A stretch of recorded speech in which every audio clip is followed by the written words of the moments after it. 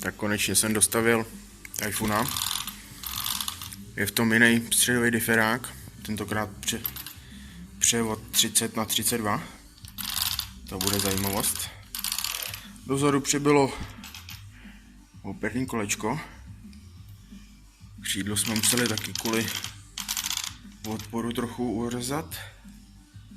No a dopředu, aby mi to nezlítlo, jsme udělali takový menší křídlo s hodně nízkým, bych řekl, odporem vzduchu, takže uvidíme, co to udělá. No.